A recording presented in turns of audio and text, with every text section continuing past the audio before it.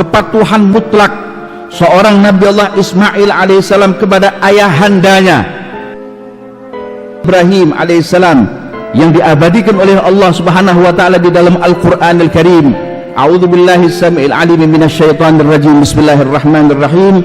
Qala ya bunayya inni ara fil manami anni azbahuk fanzur madza tara. Nabi Allah Ibrahim alaihissalam ketika mimpi tadi malam, maka pagi harinya dia memanggil putranya Nabi Allah Ismail alaihissalam yang ketika itu masih usia 13 tahun atau 14 tahun, mendekati usia baligh. Maka dipanggilnya Nabi Allah Ismail oleh ayahnya Nabi Ibrahim ini, dan kemudian ditanya, wahai anakku yang kusayangi, tadi malam ayahmu ini bermimpi kalau dia menyembelihmu. Fandur madza tara, bagaimana pendapatmu wahai anakku? Walaupun ini adalah kekuatan buat Nabi Allah Ibrahim dan ini mimpinya seorang nabi adalah wahyunya Allah, tapi sekali lagi hubungan antara orang tua dengan anak tidak ada kesenjangan. Antara anak dengan orang tua sangat akrab sekali. Tapi apa jawaban seorang anak yang soleh berkat doa Nabi Allah Ibrahim alaihissalam yang dia minta kepada Allah, Rabbi habli minas salihin, ya Allah karuniakan kepada aku seorang pemuda, seorang anak, seorang keturunan yang soleh. Apa kata sang anak? Qala ya abatif al ma tu'mar satajiduni insyaallahu minas sabirin. Wahai ayahandaku yang aku cintai, kerjakan itu perintah Allah, kerjakan apa yang sudah diperintahkan kepadamu wahai ayahku. Kelak engkau akan mendapati aku termasuk orang-orang yang sabar, orang-orang yang taat, orang-orang yang punya pegangan pelukan agama Islam yang sangat kuat sekali. Ikhwan yang dimuliakan oleh Allah Subhanahu wa taala, jawaban seorang anak karena berkat didikan orang tuanya ini, tarbiyah daripada orang tuanya. Maka kembali pada sejarah ini, histori ini, kita lihat bagaimana cara kita mendidik anak-anak kita di dalam rumah. Sudahkah kita mengawasi anak-anak kita saat dia sholat? Sudahkah kita mengajari anak-anak kita mengaji Al-Quran? Sudahkah kita mengawasi dan kemudian mengajari anak-anak kita bagaimana cara menutup aurat yang benar? Ya ikhwani yang dimuliakan oleh Allah Subhanahu wa taala, inilah didikan orang-orang pada zaman dahulu itu orisinil. Tidak pakai HP, tidak pakai televisi, tidak pakai internet, tapi didikan min galbin ila galb, dari hati ke hati. Maka tercetaklah seorang anak sebagaimana Nabi Allah Ismail alaihissalam, seorang pemuda yang ingin, ketika dahulu ada satu cerita, ada seorang pemuda yang ingin salat jamaah di Masjidil Haram, yang satu rakaatnya adalah sama dengan 100.000 rakaat di masjid yang lain. Tapi sang ayah mengatakan, la, tidak boleh, kau jangan salat di Masjidil Haram, karena ayah khawatir betul kau keluar daripada rumahmu pergi ke Masjidil Haram untuk menunaikan salat jamaah di sana, benar, tapi yang ayah khawatirkan di tengah jalan, apakah akidahmu akan tergoda, apakah imanmu akan terganggu. Lalu bagaimana ya ayahku?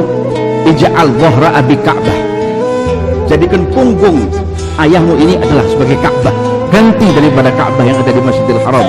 Istilahnya abahnya menghadap kepada Ka'bah, kiblah, maka anaknya sholat di belakang ayahnya. Ikhwan yang dimuliakan oleh Allah Subhanahu wa taala, Rasulullah sallallahu alaihi wasallam memberikan satu arahan kepada kita bahwa anak adalah merupakan amanat Allah Subhanahu wa taala.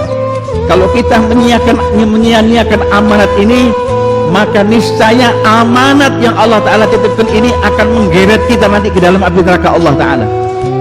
Ayahnya tidak pernah mengajarkan Al-Quran, tidak pernah mengajarkan tutup aurat, tidak pernah mengajarkan sholat dan lain sebagainya. Nanti anaknya ini yang akan mendorong ayah dan ibunya ada ke dalam api neraka jahanam. Walaupun ayahnya ada di dalam masjid, walaupun ibunya hadir majelis ta'lim, tapi kalau tidak ada takdib kepada anaknya dalam urusan agama, bahaya. Kullukum ra'in wa kullukum mas'ulun an ra'iyatih. Ikhwan yang dimuliakan oleh Allah, sabda Nabi Muhammad, man 'ala thalatha banatin fa'addabahunna wa zawwajahunna wa ahsana ilaihinna falahul jannah. Rasulullah bersabda, barang siapa seorang ayah atau ibu yang merawat anak gadisnya 3 orang, diajari dengan baik, dididik dengan baik, dikawinkan dengan orang laki-laki yang soleh, yang baik, pengetahuan agamanya dia kuat, wa ahsana ilaihinna, dengan pendidikan yang sangat santun sekali, pendidikan madrasah Mustafawiyah Nabawiyah, falahul jannah. Orang tua ini kalau dia meninggal, namanya sudah terpampang ada di atas surga firdausnya Allah Subhanahu wa taala. Ikhwan yang dimuliakan oleh Allah Subhanahu wa taala, alhamdulillah, maka pagi ini kita diingatkan oleh Allah Subhanahu wa taala tentang bakti kita kepada kedua orang tua kita. Bagaimanapun amal seorang anak, mau sholat, mau sedekah, mau haji, mau umrah, mau puasa, kalau durhaka sama orang tuanya, tempatnya ada di dalam api neraka Allah Subhanahu wa taala, wal iyadu billah. Karena itu ikhwan yang dimuliakan oleh Allah, pulang kita dari masjid yang mulia ini, yang penuh berkah ini, pulang kita dari tempat ini, cium lutut orang tua kita, ambil tangan orang tua kita, minta ridha ibu dan ayah kita. Pernah kita menyakiti mereka, minta ridhonya. Jangan sampai kemudian ayah dan ibu kita dongkol sama kita, Allah pun marah kepada kita. Man asbaha murdiyan li sakhitan li walidayh fa ana anhu sakhit. Dalam hadits qudsi dikatakan, siapa anak yang mencari di pagi hari ridhaku, kata Allah, tapi buat murkanya orang tuanya, aku murka kepada anak itu. Ikhwan yang dimuliakan oleh Allah Subhanahu wa taala, Anda lihat bagaimana kisah seorang sahabat yang bernama Muawiyah bin Abi Jahimah As-Sulami datang kepada Rasulullah sallallahu alaihi wasallam. Dia berkata kepada Rasulullah, ya Rasulullah, izinkan aku untuk jihad fi sabilillah. Aku ingin membantu agamamu ya Rasulullah. Aku ingin berperang di jalan Allah Subhanahu wa taala. Kata Rasulullah, ahayyatul ummuk, ibumu masih hidup tidak? Qultu na'am, benar ya Rasulullah, ibuku masih hidup. Irji, pulang ke tempat ibumu, bakti sama ibumu. Maka kemudian dapat kira-kira 1 jam, maka dia pun kemudian menyelinap dan datang ke hadapan Nabi Muhammad, berkata dan bertanya lagi kepada Rasulullah, ya Rasulullah, idzanli an ujahid fi sabilillah. Izinkan untukku ya Rasulullah untuk jihad fi sabilillah. Ahayatun ummuk? Na'am. Itu na'am. Irji, pulang kau ke tempat ibumu. Pada kali yang ketiga pun dia mengatakan yang sama. Maka Rasulullah sallallahu alaihi wasallam pun berkata kepada sang pemuda ini, ahayatun ummuk? Qultu na'am ya Rasulullah, wayhak ilzam rijlaka fathammal jannah.